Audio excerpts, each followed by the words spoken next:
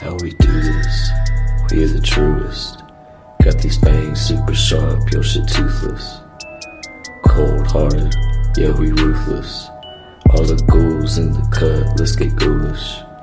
In the graveyard, acting foolish. Finna dance with the devil to no music. Cold-hearted, yeah we ruthless.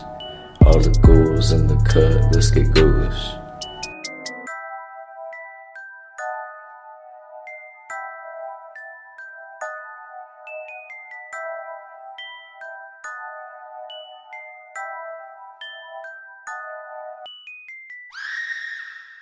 Oh, hello, and welcome to a new episode of a podcast called Ghoulish, with me, Max Booth, an undead host, and behind me is my dog Frank, whining because he's pushed his ball in a place he can't reach, which he does constantly, because he wants to trick me into getting up and picking it up for him and then throwing it, because he knows I am busy editing this podcast, and I cannot play fetch. I've told him many times, but he doesn't listen to me.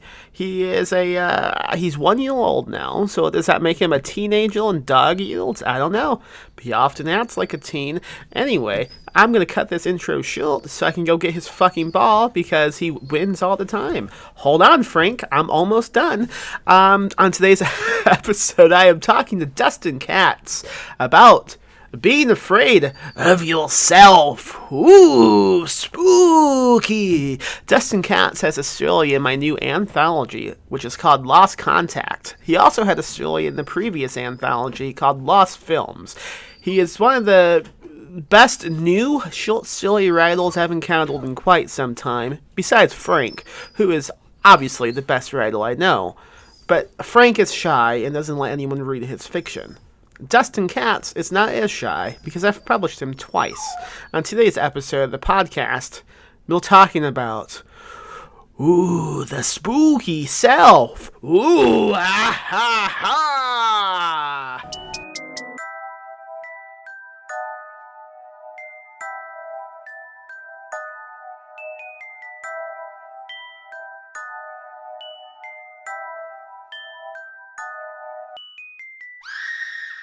When I asked you to come on this podcast, you mentioned that you wanted to talk about, well, Phil, you mentioned you wanted to talk about a topic that was already an episode, and you quickly realized that and spun it around to a new topic. And that topic was, if I'm remembering correctly, being afraid of oneself. Yeah, that's what I came up with.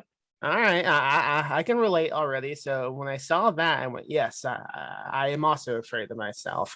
But you said you had some type of like pet theory going on about like being afraid of yourself, and you didn't elaborate. So please tell me what you meant.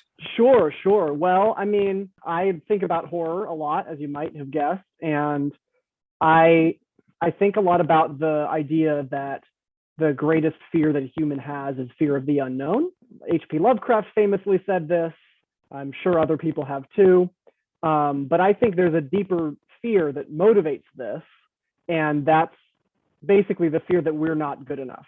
And it applies whether a horror story is about more external threats or is more internal, and maybe the main character is a serial killer or something crazy is going on with the protagonist specifically. Whether the threat is external or internal, the fear is still, am I good enough? Am I going to make it? Is something wrong with me that's going to make me fail? And I think that's what horror is really about. Horror is about fears coming true in a story. And the deepest fear is the fear that there's something wrong with you or you're not going to make it. And I think that's horror to me. I think I would agree. I think it's like the most honest way of describing the genre, and also just life. I mean, from a really young age, like I can recall being a tiny baby being like, I'm not good enough, kill me. Still in a diaper, because my mom would wipe me, like, kill me, my little. So you remember early in life. I have to say, I'm impressed. Yeah, like even as they were trying to get me out of the womb, I was like, I don't deserve it. Leave me. Put me back in. Let me rot. I'm not ready yet. Throw me out. Do it like in that, what was that fucking movie 300 where they will just throw the babies off the hill. Just do that to me. That's all I deserve in this life. You have a story in the new anthology, Lost Contact. I believe the title is If You Want Me, correct? Yeah, that's Okay. the title. Great. I sometimes have a difficult time remembering all the titles, but that's a pretty good title. Oh, thank you. Forget. It's from an Elliott Smith song. I know. I am also a fan of Elliott Smith. Quick. Elliott Smith. Go ahead. Did he kill himself? Yes or no? Conspiracy? Oh, God. Let's get into that. I mean, the way he died is really horrifying. It's hard to say. Yeah, no, I yeah. Who knows, man? I went on this long rant while driving with my friend Miguel recently, like this, digging deep into this conspiracy of whether or not Elliott Smith killed himself. And at the end of it, he said, "Who the hell is Elliott Smith?" And in that moment, I forgot that I was a really, really white man, and he had to remind me that he had no idea what I was talking about. He really let you hang yourself out there. Yeah, well, really let you go for a while then before revealing your true whiteness. Yeah, it was a epiphany for me that I was indeed a white man. Sometimes I forget, but I definitely am. Do you actually have an opinion on Elliott Smith? Yeah. I feel like he was killed. Definitely. I mean, I'm saying this. I don't have a strong opinion. Hey, for the sake of the podcasts are for. For the sake of the podcast, that has no justification. Might get you in a lot of trouble. Those are the things you should say most. I think if you would ask me off the podcast, I would say, I don't know. It's interesting. Right. But on the podcast, I'm telling you right now, he was killed, and I would bet my house on it. Well, anyway, he's a great songwriter. That I know. Yes. that I would say for sure. And in many ways, I think he's a horror songwriter, if there is such a thing. I think so, and I agree. I mean, he definitely makes me feel like shit sometimes. I was introduced to his music from the movie The Royal Tenenbaums, because there's that scene where Luke Wilson attempts suicide and they have Needle in the Hay playing. Oh, wow. I got obsessed with that song. Well, spoiler. I mean, the movie came out a while ago. That song, I was really young when I listened to it, and I thought, yes, this is a good song that I would want to die to. And that's what you need sometimes, just songs you would be okay with dying to. When I was really young, I would say 7 or 8, I have a memory of not Elliott Smith, but that song from Donnie Darko, Mad World. You know what I'm talking about? It was playing on the radio, and I was driving with my dad. Mind you, I'm really young, maybe 8 at most. Okay. And he says, "You know, son, if you ever kill yourself, this would be a great song to listen to." He said that to you. All right. He wasn't wrong. He wasn't wrong. I can't dispute him. Yeah. Maybe the timing was a little weird. But that's okay. Yeah. Were you on a podcast at the time? Was there While any driving? Extenuating circumstances? No, just saying crazy shit. I don't think we said anything. We were just driving, and that's how he broke the silence. Okay. That's just my dad. You gotta break that silence sometime. Yeah. I've been in that position. Some about suicide. This is going off well, I think. I'm glad we did this episode, despite yeah. So how long have you been thinking about this topic? Because you seem to have like thought about it quite a bit. You've written about it quite extensively, I think. Well, it's what I write about for sure when I write fiction. Yeah. Once I was talking to my girlfriend and we were talking about my horror theory, and she asked me, why isn't Oedipus Rex horror? Because that's a pretty messed up story. Guy kills his dad, marries his mom, but it doesn't really come off as a horror story. And so that's kind of where I started really refining my theories when I was challenged on it. And what I came up with is that Oedipus isn't really a afraid that he's going to do it. Yeah. He's trying to avoid it, but it's not about him actually being afraid of these horrible things that he ends up doing. Yeah. So I haven't read it, so please. You haven't read? Okay. I haven't. So you give know me the story of Oedipus. I know it's about a guy who has the hots for his mental. Anything we could all relate to. So please tell me anything else I need to know. Okay, so Oedipus Rex is a Greek tragedy. Mm-hmm. I'm not the biggest expert in Greek myth, but I'm pretty sure this was a myth before Sophocles made it into a play. But the most famous, the written version we have that's studied extensively is the play by Sophocles. And in that play, there's a prophecy from the oracle. The gods decree that the child of the king will grow up to kill his father and marry his mother. What an insane thing to tell someone. By the way, the king's like, hey, I'm curious what's going to happen to my kid. He goes to the oracle. The oracle's like, oh, you're not going to like this. Have I got news for you? So then the rest of the plot is sort of an ironic twist scenario where the king, of course, freaks out and sends his baby away to be raised by a farmer, sort of anonymously. I think they dump him on the doorstep. Yeah. And so the baby will have no idea where it comes from and be far away from the king. And of course, Oedipus grows up, is raised by the farmers, by chance is going into the city where the king lives to make like a delivery or something. Hold on. Spoiler alert for Oedipus Rex. Spoilers for Oedipus Rex. Sorry, I should have started with that. I know there's a lot of people who are just waiting to see it on HBO Max. Yeah. Oedipus is going into town and he encounters his father on the road. He, of course, doesn't know it's his father. He gets in a fight with the man and kills him. There's part 1 of 2 things checked off. Then he goes into the city and everyone's sad that the king is dead. And he meets the queen and he's like, hey, what's up? I'm pretty cool. And she's like, I need a new husband. I don't know how he finagled that. I've forgotten. It's been a while since I've read the play. That's pretty impressive to just be a random farmer's son and end up marrying the queen. But yeah, that happens. Wow. That's really different. I think he passes some test. He there's something, the Sphinx is involved. I know that. He solves the Sphinx riddle. That's not important. The point is he marries his mom.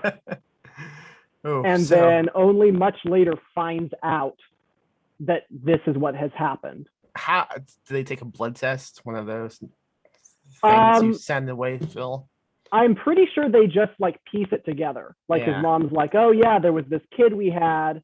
We sent him away to this particular village. And Oedipus was like, that's a funny thing. That's where I grew up. Yeah, and he looked just like you too. Yeah. It's like in Back to the Future when no one questions the fact that his little son ends up looking just like that dude who was at the prom that one time. Identical. Yeah, they really should figure it out and then tear out their eyes, which is what Oedipus does. Oh yeah, he finds out. Cool. Yeah, it's pretty cool. So that is sort of horrifying. It's not totally distinct from a horror story, but it doesn't feel like a horror story. And I just think it's because it's not about Oedipus being afraid of doing this. He has no idea it's even going to happen. A horror story doesn't need to scare you personally, I think. I get very annoyed when people say oh, that horror movie sucked, it wasn't scary. And I'm like, to you, right? That's not the point. The point is it's about something that is scary to someone. Yeah, I agree completely. And before we move on from Oedipus Rex, I will say, I always thought, I never knew the part about him being shipped off and not knowing them. I always imagined it was just about this kid who was I really want to have sex with my mom. Yeah, no, he doesn't want to. In fact, he finds out about the prophecy too. I should have mentioned that earlier. Okay. But Oedipus finds out that there is a prophecy on him that he's going to do this. Okay. And he's like, oh, but he thinks the farmers are his parents. So that's part of why he leaves too. He's like, oh, I better get away from my real parents. Better not ask them if I'm adopted first, just because I might end up killing my father and marrying my mother if I stay long enough to ask them that. They should remake this, I think. From modern times, maybe. I mean, I could see a great movie built he's just trying to avoid anything of this topic. He goes online, he goes to Pornhub. It's nothing but like stepmother videos. Like, no. Yeah. So he is trying to avoid it. Okay. But it's framed very much like just the irony is the point of the story. Yeah. The Greeks at the time were really big into how the gods control everything, and you shouldn't try to avoid their predetermined events. What do you think about that? You think that's true? No, but also I think none of us have any control over anything we do, and free will doesn't really exist. So what's the difference? So how do you frame it? I don't know. This is getting pretty philosophical. Oh, okay. Let's talk about If You Want Me, which is the name of the story you wrote for the anthology. Yeah. I have to ask, first of all, it's about a man driving from a state I can't remember to San Antonio, Texas. Yeah. And in this road trip, he encounters many, if maybe just one, but possibly more than one, hotel night employees. And I am convinced you were fucking with me when you wrote this story. Was I present in your mind at all when you were writing this? I think it occurred to me after I submitted the story that you live in Texas. Yeah, San Antonio. Oh, you do? Yes. I actually didn't know that. I live in San Antonio, and at the time I was working the night shift at a hotel. And that I recall reading this and thinking, I think he's fucking with me. What is going on? I'm surprised that you didn't just send an angry letter back rejecting the story then. I loved it. It made me like it even more. Great. Now I know what to do if I submit to you in the future. Insert as many personal details from your life as I can glean. Kind of, yeah. I was like, this guy did his research. So tell the audience about your story, kind of set it up a bit, what it's about. It's about a guy who takes a road trip to get his first office job. He's like, life isn't going so well. He can't find a good job. He finally finds one, but it's out of state. And so he moves by himself from California, which is where I live, to Texas, which is where you live. I swear I wasn't targeting you, but you can put yourself in the story all you want. You can work at that same hotel that comes up if you want in your head. So he moves from California to Texas, and he encounters some problems along the way. He has trouble with his movers. The movers that he hired to deliver his furniture and stuff suddenly say they have arrived at his destination way earlier than is possible, and basically seem to be trying to shake him down for a lot more money, which is something that really happens. I've never used a company. Have you? Me neither. Oh. I've never even taken a road trip that crossed state line. Well, to Oregon. I've been driven to Oregon, but I've never driven myself across state lines. So it's about this move and the ominous things that start to happen. He starts to see the same person in multiple places. Also, he's not sure what the hell is going on with that. I'm surprised to find out you haven't made one of these drives, because I have done it many times, specifically to and from California and San Antonio. Oh, wow.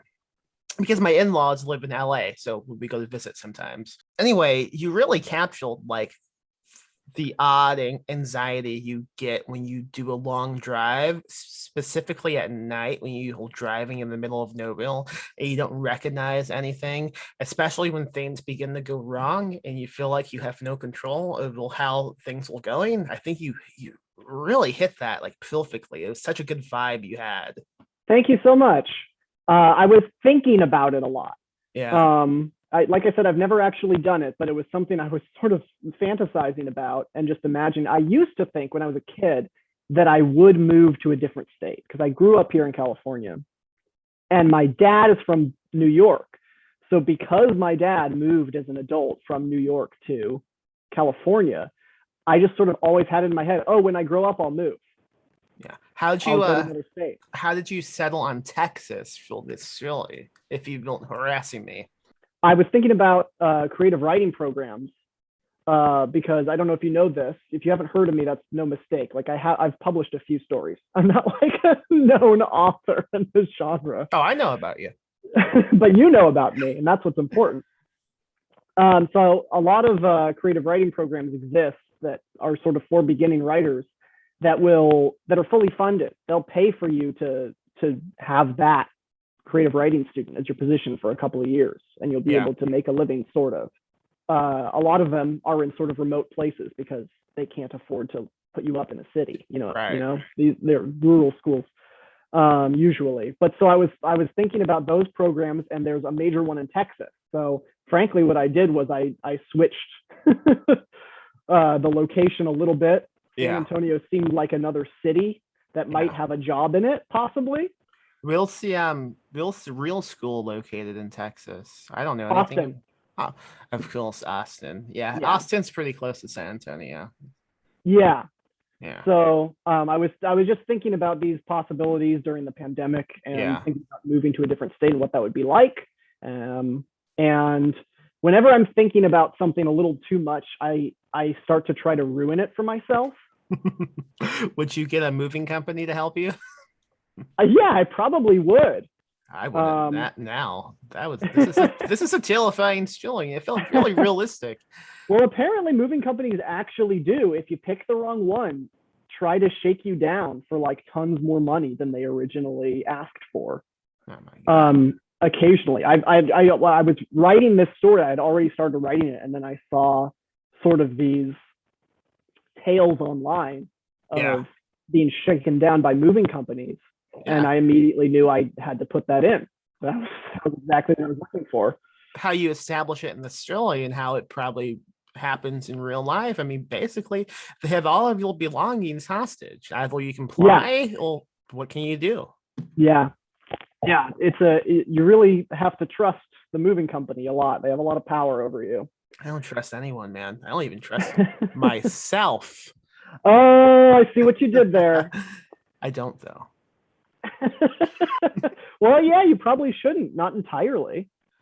So when I think of like this topic, I also think of things like doppelgangers, and which is kind of hinted at in the story a little bit. The fact that he keeps seeing the same person in different spots. Did you think much about that while writing this, or beyond writing this? Yeah. I mean, it does come back to my theory of being afraid of the self. Like, even though this is a story that sort of seems to have this external threat where he's being chased by these figures, or maybe it's just one person somehow who all look the same.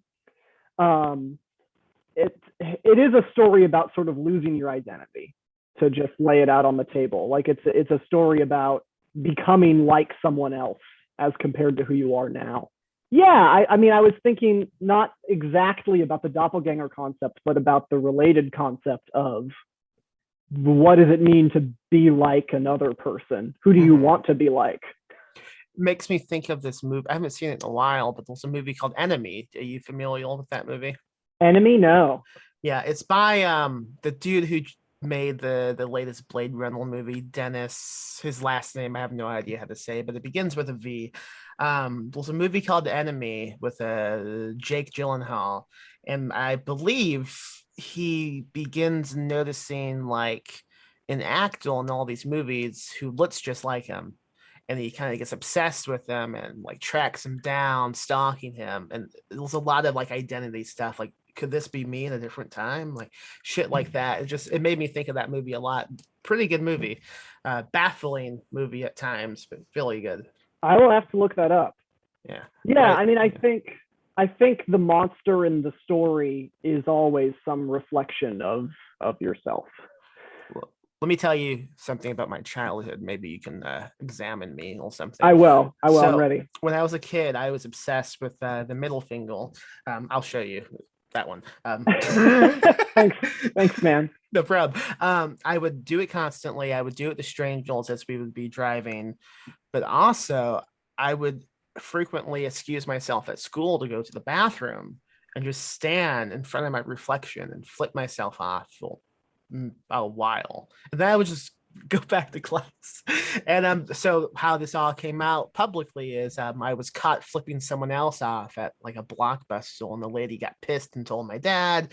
They took me home. I spilled my guts, and just when they thought I had told them everything, I then revealed, I also No big deal. I also go to the bathroom frequently and just flip myself off, and my parents just laughed for a while, which is understandable because it's really funny in retrospect. Why was I doing that? Well, I think you were experimenting, right? With what? Yeah, I think, well, if you want to flip somebody off, who's available when no one else is around? So you think maybe it was like a junkie fix almost, like, well, I can't do it at school, so I'll just do it to myself. What did it feel like when you did it? Do you remember? I don't know. Was it just nothing? Probably nothing, right? I mean, if I had to guess at this point, it was like scratching an itch, maybe. Like I had to do it. Well, there you go. Yeah, some kind of compulsion. No, I think generally when we lash out, it's because we just we want to try it, and we'll do it on ourselves if there's no one else available, or if we're just nice. Sometimes people are nice, but they still need to express something negative, so they take it out on themselves. Oh yeah, I get that. Just like bashing a book across your face. We've all done that. We've all done it. I recommend using them. Lost Contact if anyone wants to do that to themselves. We have a new paper that we print on. It's fairly light compared to the last volumes of the anthology series, so it's not going to cause too much pain when it hits you. But I do think it'll get the trick done for you. I'm impressed you've come up with a new utility for books. We need them because we need more people to buy any books. And you know what? If you don't like to read, now you have this option. Yeah, if you ever want to just like inflict violence, but you're too nice, buy Lost Contact and yourself. Go to town. I think that's pretty much it. Anything else you want to touch upon? Gosh, keep one eye on yourself. You never know what you might do. That is true. Any social media websites you want to plug? I have a Twitter account. It's just my name, Dustin, Dustin Katz, Katz. Twitter sucks. We can all agree. Twitter's a bad place to be. But I will, if I publish anymore, I will post about it on Twitter for sure. So even if you think I'm annoying and don't like my posts, which is probably how we should all feel about everyone's posts on Twitter, no one should like it. Especially but even if my own. You can see my publications there. Yeah. And if you liked my story, then that's cool. By the way, Dustin Katz, amazing Randall name. Oh, thank you. Perfect. I don't know. I can't recall at this point if it's a pen name or not, but great name. What a name. Thank you. Yeah. I didn't think it was for a long time, but I've gotten some good reviews on the name. So and hopefully some good reviews on the fiction as well, because I think you're a great writer, and I'm glad. This is the second time I believe I've published you. Only 2 times, right? Yeah. I'm in Lost Films, the previous anthology. Yeah, great. I mean, I've read 2 stories by you now. I loved both of them. I can't wait to see what you write next. Thank you so much. That means a lot coming from you. I think you're a really good writer too. I don't know why I thought you were being sarcastic when you said that. I was about to say, what the fuck does that mean? I'm always on guard, Dustin. Okay. I think that's a good place to end this. Well, thank you for doing this. Thanks so much for having me on.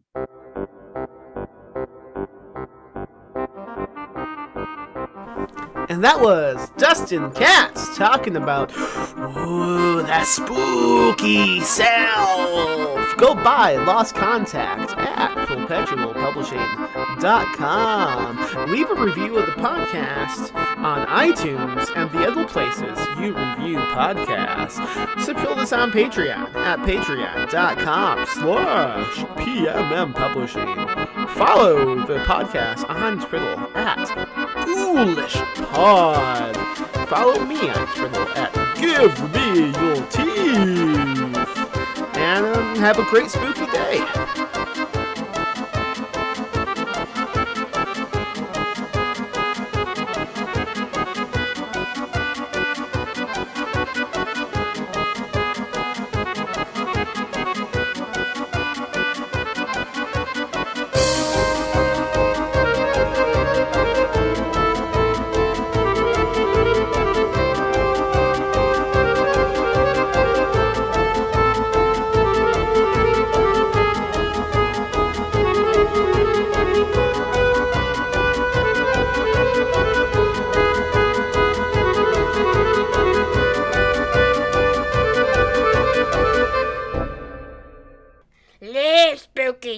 die, Spooky.